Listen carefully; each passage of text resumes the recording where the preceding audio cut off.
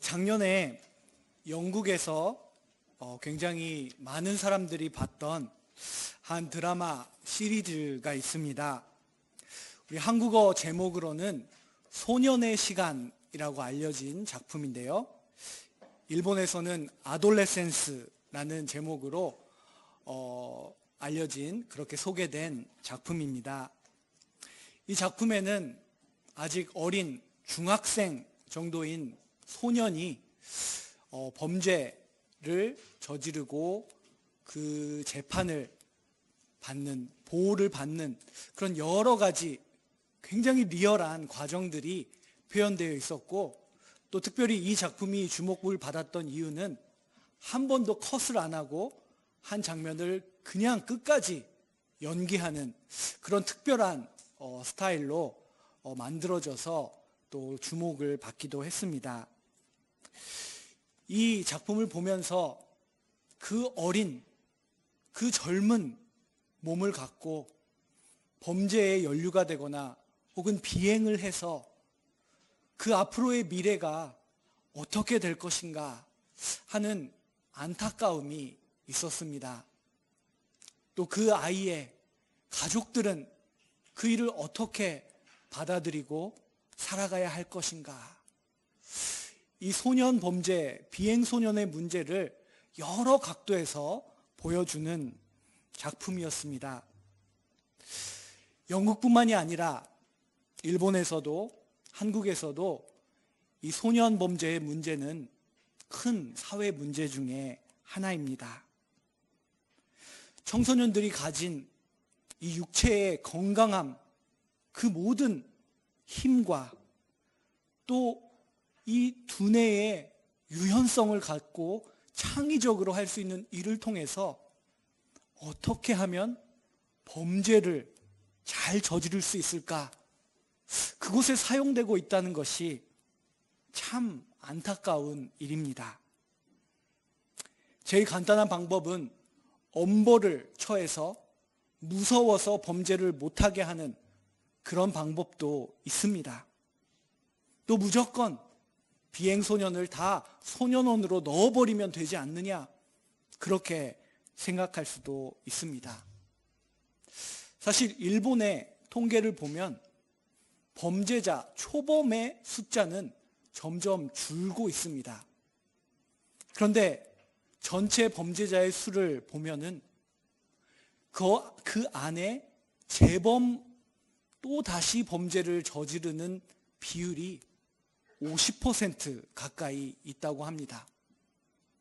초범자는 주는데 재범자 수는 50%라는 것은 재범률 퍼센티지가 계속해서 올라가고 있다는 것입니다.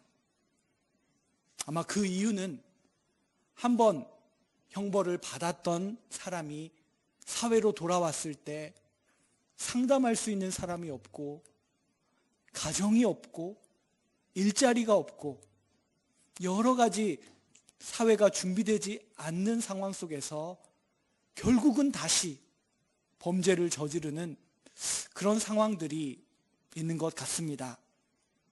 그래서 일본 정부에서도 이 재범을 방지하기 위한 여러 프로젝트들과 노력들이 있다는 것을 인터넷을 통해서 조금 알아보게 되었습니다.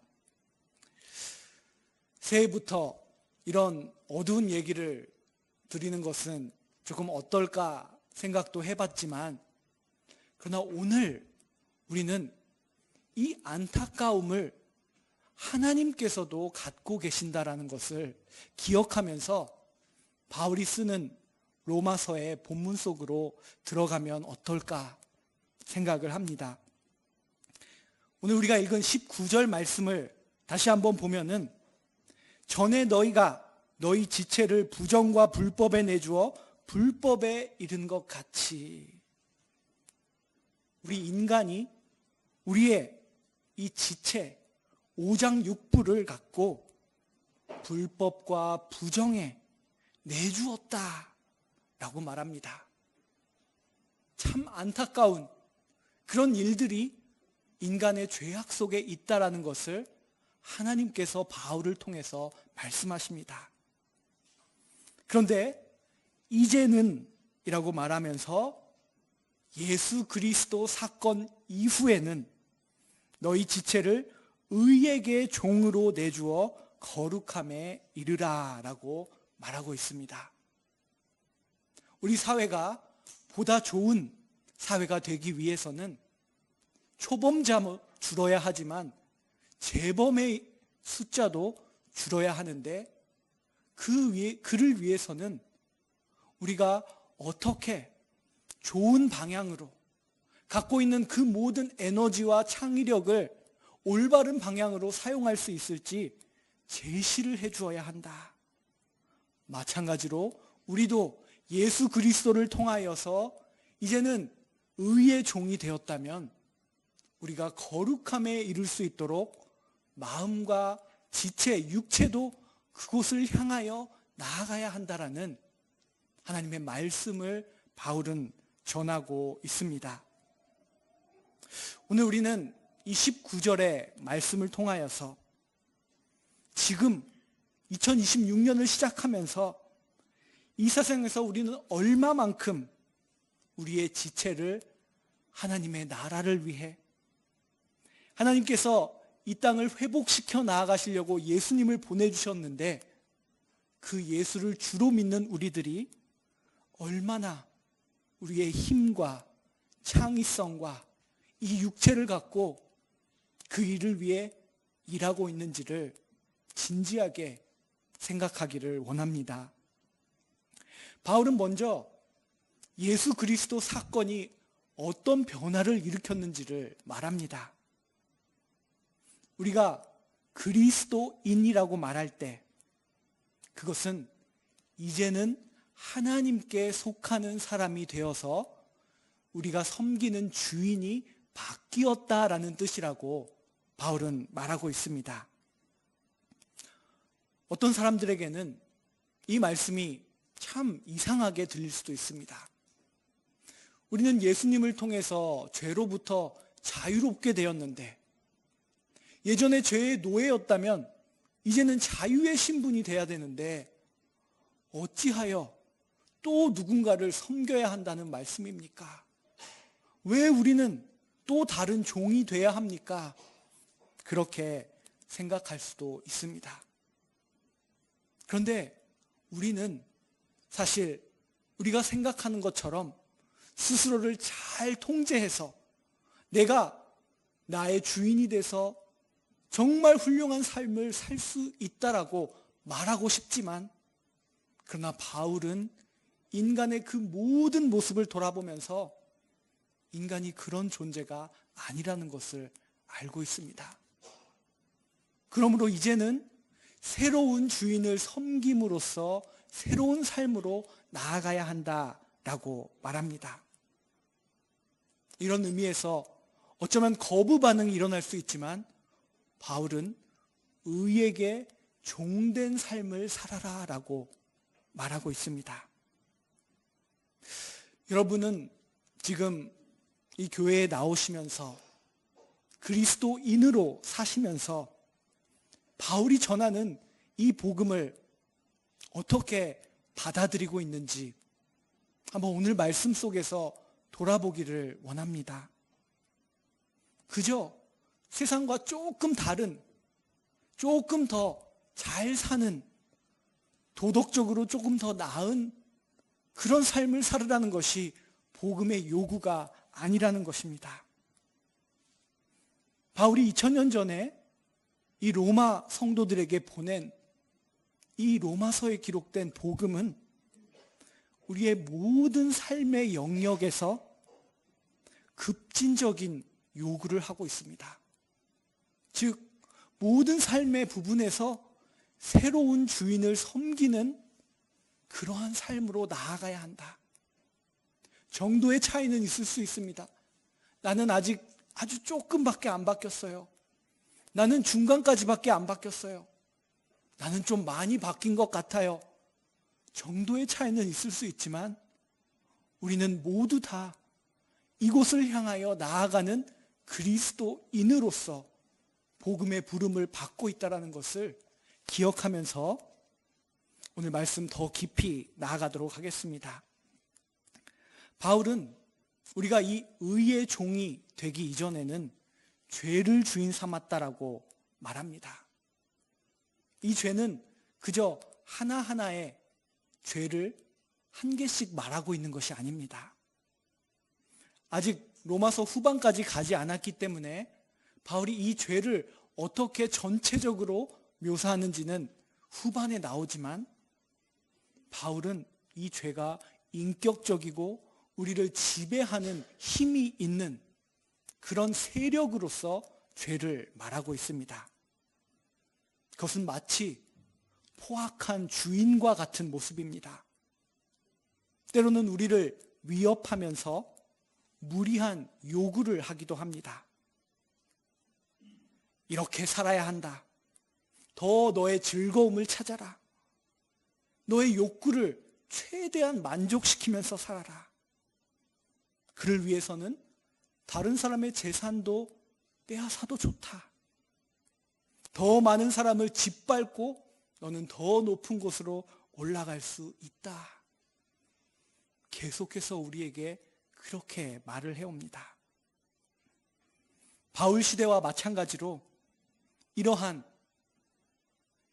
죄라는 주인이 우리들에게 요구하는 것은 우리 시대에도 끊임없이 있습니다. 나는 죄의 지배도 받지 않고 자율적으로 잘 살 수 있어요 라고 말하지만, 무의식 속에 우리 인간 안에는 이 죄의 위협에 대한 두려움이 있습니다. 바울은 오늘 함께 읽은 본문의 직전 12절에서 이렇게 말합니다. 그러므로 너희는 죄가 너희 죽을 몸을 지배하지 못하게 하여 몸의 사욕에 순종하지 말고. 죄가 너희의 몸을 지배하지 못하게 하라. 바울은 독자들에게, 로마의 성도들과 그리고 우리들에게 현재 우리가 어디에 들어와서 살고 있는지, 우리가 새로운 주인의 집에 들어왔다는 것을 생각하고 계산하고 분명히 이해하라고 지금까지 말해 왔습니다. 바울에게는 그러한 삶을 상기시켜주는 교회 안에 있는 무기가 있다고, 그것을 바울도 알고 있고 말하고 있습니다. 17절, 오늘 본문 17절을 보면은 바울은 이렇게 말합니다. 너희가 본래 죄의 종이더니 너희에게 전하여 준 바 교훈의 본을 마음으로 순종하여. 로마에 있는 이 작은 가정에 모였던 에클레시아, 이 교회는 바울이 처음 복음을 전한 교회는 아니었습니다. 아마도 예루살렘 초대교회에서 시작되어서 그곳에 있는 사람들이 로마에 가서 복음을 전하고 디아스포라로 살아가면서 그 교회에, 그곳에 에클레시아가 생긴 것 같습니다. 그런데 그 누군가가 전하여 준 교훈의 본이 있었다라고 말합니다. 이 교훈의 본이라고 하는 것은 아주 구체적인, 초대교회가 이미 바울 이전에 갖고 있었던 것을 말하고 있습니다. 초대교회에 전했던 복음을 말하고 있고, 그들이 나눴던 성찬식, 주의 만찬이라고 불렸던 성찬식 또한 교훈의 본입니다. 또 그들이 해야 하는 구제에 대한 그런 여러 교훈의 본이 이미 로마에 전해졌고, 그들이 그것을 받아들이면서 교훈의 본을 받았다라고 말하고 있습니다. 우리에게도 그렇습니다. 우리가 누구인지, 예수 그리스도를 믿는다고 우리가 새롭게 그리스도인이 되었다고 말하지만, 우리는 끊임없이 우리가 누군지를 잃어버릴 수가 있습니다. 그때 이 동경교회에 주어진 교훈의 본이 무엇입니까? 우리가 작년 연말에 추수감사절에 함께 축하했던 세례식, 그것은 교훈의 본 중에 하나입니다. 우리가 절기마다 함께 나누는 떡과 잔, 그것 또한 초대교회부터 이어지는 교훈의 본입니다. 그것을 갖고 우리가 지금 이제는 죄를 주인으로 삼지 않는 의에 순종하고 하나님을 주인으로 삼는 사람이라는 것을 기억하는 너희들의 무기로 삼으라고 바울은 말합니다. 특별히 바울은 오늘 본문에서 우리가 갖고 있는 이 사람의 몸, 이 몸의 여러 부분을 우리가 참된 주인 하나님을 섬기는 도구로 사용하라고 말하고 있습니다. 여기서 바울이 말할 때에 이 지체라고 하는 몸은 단순히 눈에 보이는 육체만을 말하는 것이 아닙니다. 우리의 마음속에 있는 감정까지도, 우리의 육체가 만들어내는 때로는 분노, 기쁨, 여러 감정까지도 통하여서 하나님을 섬기는 거룩함으로 나아가는 도구로 삼으라고 말합니다. 6장 13절을 보면은 바울이 이렇게 말하고 있죠. 오직 너희 자신을 죽은 자 가운데서 다시 살아난 자 같이 하나님께 드리며 너희 지체를 의의 무기로 하나님께 드리라. 우리가 예수 그리스도의 부활을 통하여서 이 썩어질 육체이지만 우리는 부활의 첫 열매 되신 예수님 안에서 언젠가 부활의 몸을 얻게 된다는 것을 말씀을 통하여 소망하고 살아가는 사람들입니다. 그러므로 이 썩을 육체지만 그러나 살아갈 때에 그것을 다시 살아난 자 같이 하나님께 드리라. 그리고 그 지체를 의의 무기, 하나님의 의가 나타나는 도구로 삼아라라고 말하고 있습니다. 또한 오늘 본문 19절을 다시 한번 보면은 거기에서도 너의 지체를 예전에는 불법에 내주었지만 이제는 너희 지체를 의의 종으로 내주어 거룩함에 이르라라고 말하고 있습니다. 우리의 육체는 삶 속에 떼어놓을 수 없는 것이죠.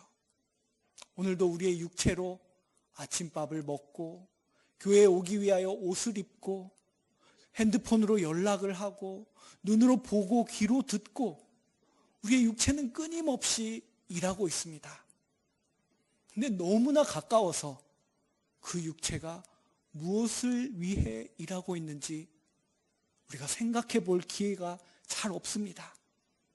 그런데 바울은 이제 우리가 새로운 존재가 됐으니 예수 그리스도를 통하여 새로운 주인을 삼았으니 거룩함이라는 방향으로 이 지체와 감정과 모든 것이 향할 수 있도록 나아가라라고 이르라라고 그렇게 말합니다.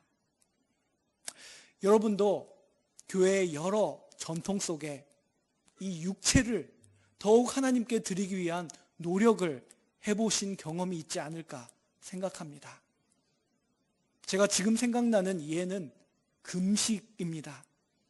배고픔, 그 배고픔을 느끼면서 육체가 주는 그 느낌을 갖고 나의 삶의 절제에 대해서 생각하고 내가 먹는 것보다도 하나님과의 관계를 소중하게 여깁니다라고 생각해 볼 수 있는 하나의 행위가 금식입니다.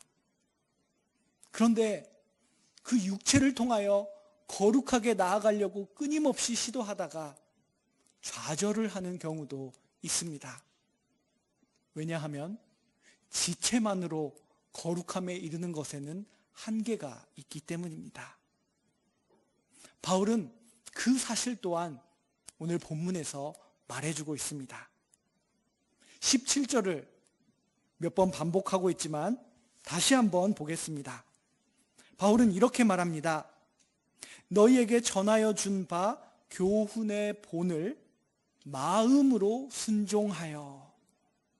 로마에 처음 전해진 예수 그리스도의 복음과 세례와 성찬과 그 모든 교훈의 본을 로마의 성도들은 몸으로 받은 것이 아니었습니다. 그들은 먼저 마음으로 복음을 들었을 때 바울이 다메섹 도상에서 만났던 그 예수 그리스도와의 만남이 있었다라는 것입니다. 그리고 마음으로 우리가 주의 만찬을 나눌 때에 예수님의 살을 먹고 예수님의 흘리신 피를 마신다라는 그것을 먼저 마음으로 그들이 순종하였다라고 바울은 말하고 있습니다. 이 로마서에서 바울이 말하는 아담은 단순히 한 개인 아담이 아닙니다. 바울이 아담을 말할 때는 인간의 보편적인 이 죄의 육의 한계를 말하고 있습니다. 그 내면의 문제, 그러므로 그 내면의 문제가 먼저 회복이 돼야지 우리의 육체 또한 거룩함으로 나아갈 수 있다는 것을 바울은 말합니다. 우리가 새롭게 되었다라고 말할 때 언제나 그 시작은 육체, 지체에서부터 있지 않고 내면으로부터 이 교훈의 본을 마음으로 순종하는 곳으로부터 시작된다라는 것입니다. 오늘 우리는 바울의 이 말씀들을 통하여서 우리의 마음의 순종과 육체로, 지체로 거룩함을 향하여 나아가는 것이 항상 균형 잡힌 모습으로 함께 나아가야 한다는 것을 보게 됩니다. 그러므로 교회는 끊임없이 이 두 가지의 균형을 잡을 수 있도록 가르침이 있어야 하고 같이 함께 육체로 거룩함으로 나아가는 모습이 있어야 한다는 것을 우리는 알 수가 있습니다. 바울은 이렇게 마음으로 순종하고 지체로 거룩함을 향하여 나아가는 그곳에 무엇이 주어지는지 그 목적지를 오늘 이 6장 마지막 부분에서 기록하고 있습니다. 22절, 23절입니다. 그러나 이제는 너희가 죄로부터 해방되고 하나님께 종이 되어 거룩함에 이르는 열매를 맺었으니 그 마지막은 영생이라. 23절입니다. 죄의 싹은 사망이요 하나님의 은사는 그리스도 예수 우리 주 안에 있는 영생이니라. 바울은 여기서 죄라는 주인을 통해 얻어지는 결과가 사망이라는 것, 하나님을 주인으로 섬기는 삶에 싹스로 주어지는 것이 아니라 은사로, 선물로 주어지는 것이 그리스도 안에 있는 영생이라고 말합니다. 이 영생이라고 하는 것은 예전에도 말씀드린 적이 있지만 오는 새로운 시대의 생명이라는 의미를 갖고 있습니다. 우리가 뭔가 대단한 일을 해서 받는 훈장 같은 그런 것이 아니라 자식을 사랑하는 아버지가 그 자식을 구출했을 때 아버지 안에 기쁨이 있고 자식이 살아나는 그 모습 속에 있는 그것이 바로 이 바울이 말하고자 하는 영생의 모습입니다. 그래서 바울은 죄의 싹슨 사망이라고 죄로부터 받는 그 대가에 대해서 말하면서 하나님을 섬기는 그때에 주어지는 것은 선물이라고, 은사라고 말하고 있는 것입니다. 바울이 생각하는 우리가 가야 할 최종 목적지, 그것은 영생 가운데 있습니다. 하늘나라, 천국이라고 복음서에서 말하고 있는 것, 사도행전에서는 하나님의 나라라고 말하는 그곳을 향하여 우리가 나아간다라는 것입니다. 우리는 그것이 저 멀리 있는 죽어야만 갈 수 있는 그런 것이라고 이념적으로 생각할 수도 있습니다. 그것이 때로는 우리들에게 희망이 됩니다. 그러나 바울이 전하는 이 영생은 오늘 가운데 맛보는 영생입니다. 예수 그리스도 사건이 예수님의 십자가의 죽음과 부활을 통해서 우리가 얻은 영생이 오늘 우리의 삶 속에 들어오는 것입니다. 그러므로 오늘 우리는 이 영생을 맛보며 이 시대를 하나님의 나라로 이 세상을 만들어가는 삶을 살으라고, 그러므로 마음으로 지체 육신으로 거룩함에 이르라고 바울은 말하고 있습니다. 로마서 6장을 마무리하는 오늘 본문 가운데 바울은 긴박감을 갖고 사실 이 말씀을 전하고 있습니다.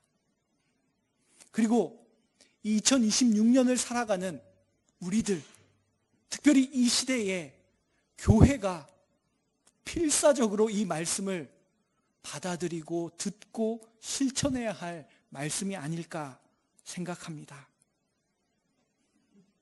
젊은이들에게 주어진 그 육체의 건강함, 창의력, 힘, 그것은 젊은이들 것만의 것이 아닙니다.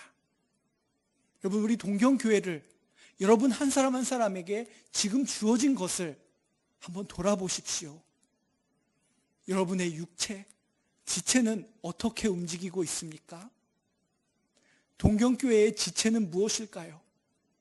여러분들이 모인 곳이 예수님의 손이고 예수님의 발입니다. 동경교회가 위치한 이 동경의 중심이라는 이 위치와 우리가 갖고 있는 이 건물들, 모든 우리에게 주어진 것이 얼마나 크고 풍성한 것인지 생각할 때 바울이 전하는 이 말씀은 더욱 긴박하게 우리들에게 다가옵니다. 그것을 갖고 거룩함으로 나아가고 있느냐? 동경교회 신앙 공동체는 지금 주어진 이것을 갖고 얼마나 거룩함을 향하여 의의 무기로서 그 모든 것들을 사용하고 있느냐? 바울은 오늘 말씀을 통하여서 우리들에게 묻고 있습니다. 오늘 이 말씀을 진지하게 받아들이고 먼저 우리의 마음을 돌아보기 원합니다. 순종의 출발점, 예수님을 처음 만나고 영접했던 그 마음을 끊임없이 상기시키는 우리의 신앙생활이 돼야 합니다. 내 마음의 열정이 만약 세상의 것을 향하고 있다면, 내가 자연스럽게 향하는 곳이 하나님을 바라보는 곳이 아니라면 다시 한번 우리의 마음을 하나님께 돌리는 시간이 필요할 것입니다. 그리고 우리의 몸을 돌아보기 원합니다. 손과 발과 눈과 입과 귀, 이것을 갖고 우리는 무엇을 하고 있는지, 하루에 수많은 시간 핸드폰을 만지고 있는 그 손이 어떻게 하나님께 거룩한 의의 무기로 들어질 수 있는지, 우리가 걸어가는 발과 보는 눈과 말하는 입, 우리가 듣는 귀는 무엇을 듣고 있는지, 바울이 말하는 것처럼 우리의 몸이, 마음이 하나님의 의에 순종할 때 그것은 거룩함을 향하여 나아가는 도구가 되고 무기가 된다는 이 말씀을 가슴에 새기고 나아가는 동경교회가 되기를 소망합니다. 기도하겠습니다. 하나님 아버지, 오늘 새해 두 번째 주일을 맞이하게 하시고 주신 말씀 가운데 이 시대에 부름받은 그리스도인으로서, 에클레시아 교회로서 어떻게 살아가야 할지 메시지를 주시니 감사합니다.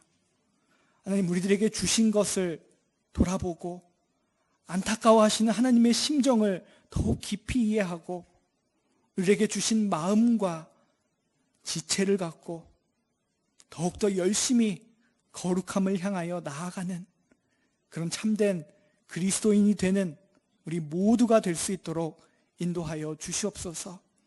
하나님, 이 시대가 점점 더 하나님과 멀어지고 있습니다. 그렇게 될수록 교회의 역할은 더 중요하고 그리스도인들이 바로 서야 하는 그 책임감은 더 커지고 있다는 것을 기억합니다. 우리 한 사람 한 사람을 세워주시고 우리를 통하여 이 세상을 다시 한번 에덴 동산의 모습으로 회복시켜 주시옵소서. 예수 그리스도의 이름으로 기도드립니다. 아멘. 찬송가 420장 함께